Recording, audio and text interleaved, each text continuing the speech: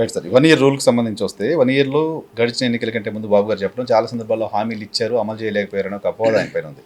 కాబట్టి చంద్రన్న గ్యారంటీ నా బాబు హామీలకు షూరిటీ అంటూ ఒక క్యాంపెయిన్ చేశారు. ఆయన షూరిటీలకి నేను కూడా గ్యారంటీ అని పవన్ కళ్యాణ్ గారు కూడా మాట్లాడారు.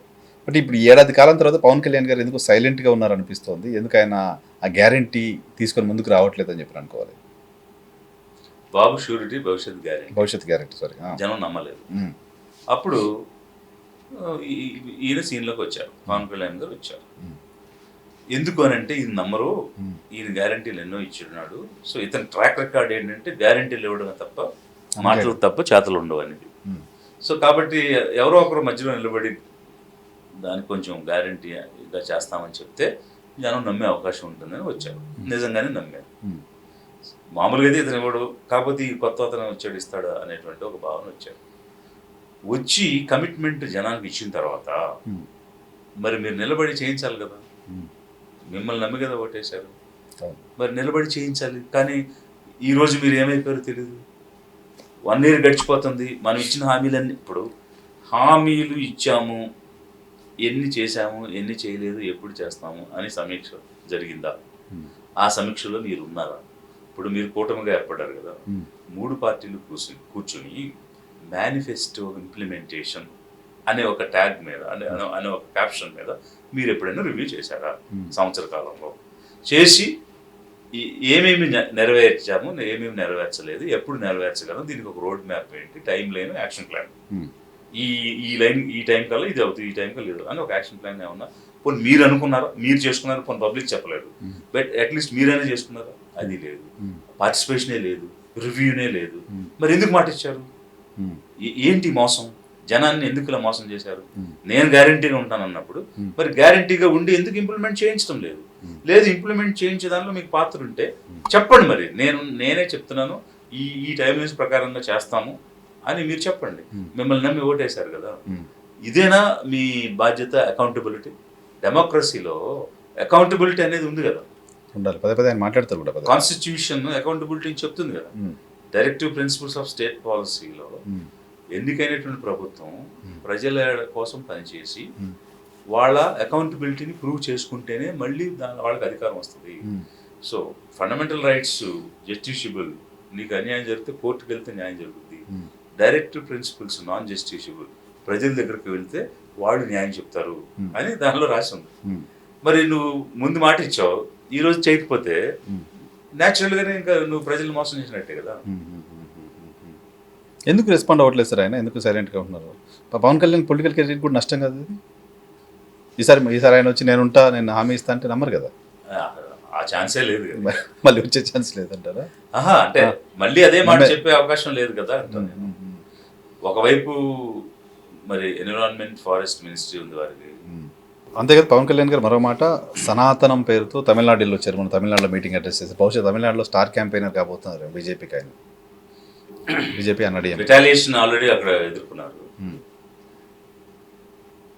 ఇంకొకటి ఏంటంటే, ఇప్పుడు ఒక పోర్ట్ఫోలియో, డబుల్ పోర్ట్ఫోలియో తీసుకున్నారు ఆయన. యాక్చువల్ పంచాయతీరాజ్ ఒకటే ఒక మంత్రికి ఇస్తారు, ఆయన EFS environment forest science technology అని తీసుకున్నారు. తీసుకున్నప్పుడు దాని మీద మరింత అంటే రెట్టింపుగా పనిచేయాలి. ఫైల్ క్లియరెన్స్లో ఆయనకి ర్యాంకింగ్ చాలా తక్కువ వచ్చింది. 10వ ర్యాంక్ ఇచ్చారు చంద్రబాబు నాయుడు గారు. మరి ఫైల్స్ క్లియర్ అవ్వకపోతే డెలివరీ అవ్వదుగా. మనం అనుకున్న సర్వీస్ కానీ అవుట్పుట్ కానీ డెలివరీ అవ్వదు కదా. ఫైనల్ అవుట్కమ్ అదే కదా. Unless you clear the file, GO అనేది రాదు. జీవో రాకపోతే ఇంప్లిమెంటేషన్ ఉంది, ఇంప్లిమెంటేషన్ లేకపోతే అది వారికి చేరదు. ఇది ఒకవైపు. మరి అవన్నీ పేరుకుపోతూ ఉంటే ఇంకొక పక్క ఇతర రాష్ట్రాలకు వెళ్ళి ఈ సనాతనవాదం మీద ప్రచారం చేయడం అనేది మరొక పక్క. పూర్తిగా జవాబుదారీతనాన్ని వదిలేసినట్టుంది కదా, అకౌంటబిలిటీని పక్క పెట్టేసినట్టుంది. So what message you are giving to the people? అక్కడికి వెళ్ళి మురుగన్కి నా మీద చాలా భక్తి అని చెప్పారు. సరే, ఏదో ఫ్లోలో అన్నారేమో, అనుకున్నది ఒకటి అయి ఉండొచ్చు, దాన్ని మనం విమర్శించాల్సిన అవసరం లేదు. కానీ అక్కడ ఇది ఏపీ కాదు, నీ ఇష్టం వచ్చినట్టు don't shout, don't chill something, మేము ఇక్కడ అరవకండి మీరు అలాగా అని చెప్పేసి కొన్ని వీడియోస్ నేను విన్నాను. మామూలుగా మాట్లాడండి, అలా ఊగొద్దు, అరవద్దు అని చెప్పేసి వాళ్ళు నివారించారు. ఇంకొకటి ఏంటంటే హైకోర్టు ముందు వాళ్ళకి పర్మిషన్ ఇవ్వలేదు ఆ మానాడుకి, మదురై మానాడుకి. హైకోర్టుకి వెళ్తే వాళ్ళు ఏం చెప్పారంటే రిలీజియస్ ప్రోగ్రామ్ లాగా అయితే చేసుకోండి, దానిలో పాలిటిక్స్ మిక్స్ చేయొద్దని హైకోర్టే ఆర్డర్ ఇచ్చింది. ఆ ఆర్డర్ మీద వీళ్ళు చేశారు. మేము రిలీజియస్ ప్రోగ్రాంలో చేసుకుంటామని పూర్తిగా రాజకీయమే మాట్లాడితే పొలిటికల్ స్పీచ్ కదా మరి కోర్టు ఆర్డర్ని ధిక్కరించినట్టే కదా, కంటెంప్ట్ ఆఫ్ కోర్టే కదా. ఎందుకు ఆ అవసరం ఏముంది? ఓకే, మనకు రాజ్యాంగం ఇచ్చిన హక్కు అది, మంచిగా సమావేశం పెట్టుకో, ఆ సిద్ధాంతాన్ని ప్రచారం చేయి, ఒకటికి 2 విషయాలు చెప్పండి, తప్పేం లేదు. బికాజ్ ఏ రిలీజియన్కైనా స్వేచ్ఛ ఉంటుంది కదా, స్వేచ్ఛ. బట్ అందులో పాలిటిక్స్ ఎందుకు మిక్స్ చేయాలి? అది వాళ్ళు పాయింట్అవుట్ చేశారు. ఓకే, ఇది పెరియారు నడిచినటువంటి నేల, ఇక్కడ ఉద్యమాలు నడిచినటువంటి చాలా మంది చూసాను, ఇలాంటి వాళ్ళు చాలా మంది చూసా. అంటే అక్కడ చూసుకో, ఇక్కడ నడవదు, ఇక్కడ ఒక ద్రవిడియన్ ఐడియాలజీ ఉంది, ఆ ద్రవిడియన్ ఐడియాలజీలో మేము పనిచేస్తాము అనేటువంటిది వాళ్ళందరూ కూడా మాట్లాడారు. అది వాస్తవం. ఇప్పుడు once upon a time we are in Madras presidency, we are all Dravidians. So we are the aboriginals of this country. ఈ మూల నివాసులు ఈ ద్రవిడియన్ కల్చర్ లో పుట్టిన పెరిగినటువంటి వాళ్ళు. మేబీ భాషగా రాష్ట్రాలుగా విడి ఉండొచ్చు, కానీ అప్పుడున్న మెడ్రాస్ ప్రెసిడెన్సీలో ఈ సౌత్ ఇండియా మొత్తం ఉంది కదా, except states like Nizam, Mysore ఇట్లాంటి ప్రిన్స్లీ స్టేట్స్ తప్ప మిగిలిన వాళ్ళందరూ కూడా ఉన్నారు. అలాంటి ఒక కల్చర్ని ఈ రోజు పాయింట్అవుట్ చేస్తూ ఏదేదో రాజకీయంగా వాడుకోవాలని ప్రయత్నం చేస్తే అది కరెక్ట్ కాదు కదా. సార్, నష్టం జరుగుతుందని తెలియట్లేదా పవన్ కళ్యాణ్? ఇప్పుడు హామీలన్నీ అమలు చేయకపోతే నష్టం కేవలం టీడీపీకే జరుగుతుందిలే, మనకు సంబంధం లేదనుకుంటున్నారు ఆయన, లేకపోతే అంత అవేర్నెస్ లేదనుకోవాలా ఏంటి? ఎందుకని సైలెంట్గా ఉన్నారు? అంటే ఇప్పుడు గత ప్రభుత్వం అంటే ఇక్కడ 2-3 విషయాలు ఉన్నాయి. ఒకటి ఏంటంటే వైసీపీ చాలా డబ్బులు పంచిపెట్టింది, అయినా వాళ్ళకి ఓటు రాలేదు, గెలవలేదు. సో అందువల్ల అది మనం పంచకపోయినా ఏం కాదులే అనేటువంటి భావన ఇప్పుడున్నటువంటి సీఎం గారు. అంటే మామూలుగానే ఆయన ఇచ్చిన ఉంటారు. సో అప్పుడు రైతు రుణమాఫీ అని చెప్పేసి చేయకుండా దాన్ని గందరగోళం చేసిన పరిస్థితి మనం చూసాం. సో అందువల్ల అది ఎలాగో ఉంది ఆయనకి. దానికి తోడు ఇతను ఏమిటంటే టచ్ మీ నాట్, అంటే అంటి ముట్టగా ఉన్నారు అనేటువంటిది స్పష్టంగా కనిపిస్తుంది.